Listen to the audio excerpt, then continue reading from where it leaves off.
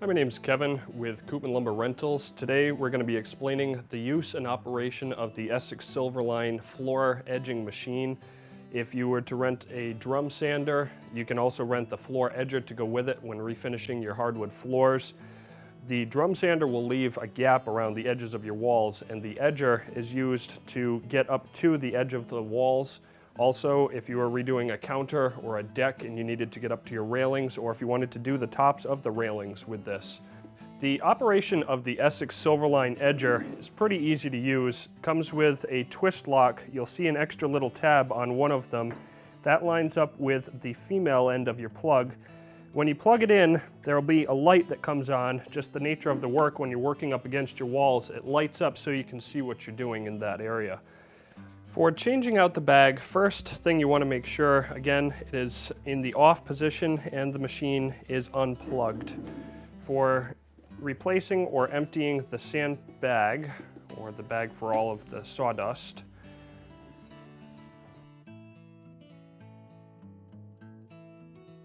for reinstallation, just slide this up, take the strings, draw it tight.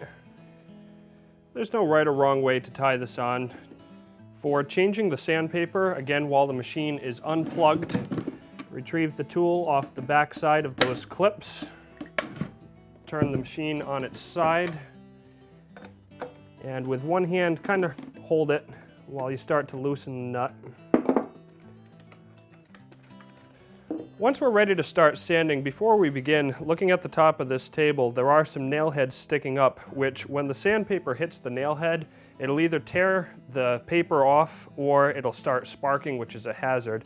So available at Koopman Lumber, we just got a nail set and a hammer. We're just going to make sure none of the nails are sticking up and going to interfere with the machine. On this particular one with a painted surface, sometimes when you have to sand a painted surface, you're going to use a lot more sandpaper because the friction causes heat, which heats up the paint, and it causes a gumming effect of the paint, and it sticks to the sandpaper. And worst case scenario, you'll use a little more sandpaper when you're sanding over a painted surface. So for beginning the machine, your on-off switch is up top. You'll hold the machine with both hands. Be mindful the bag is going to kind of expand with the vacuum as it tries to vacuum up any sandpaper. The part you're going to be sanding with is the front half of the machine here. Doesn't really matter where you start up against the wall, or if you like to see where you're going to start. The front half of the disc is what's going to be doing most of the sanding.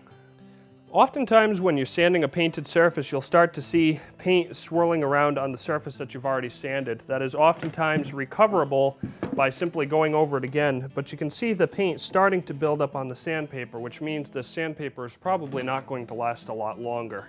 Today, for starting on this surface, we started with an 80 grit sandpaper. When you rent one of these machines from Koopman Lumber, we set you up with 10 of each of the different grits of sandpaper through the line. If you can start with a sandpaper that's in the middle of the line, like a 60 or an 80 grit, and then finish with a 120 or a 220, you've saved some money. If you start at a 60 or an 80 grit and you find your project's not going as fast as you'd like it to, you can always go back to a more aggressive sandpaper like a 36 or a 24, and then work your way back up.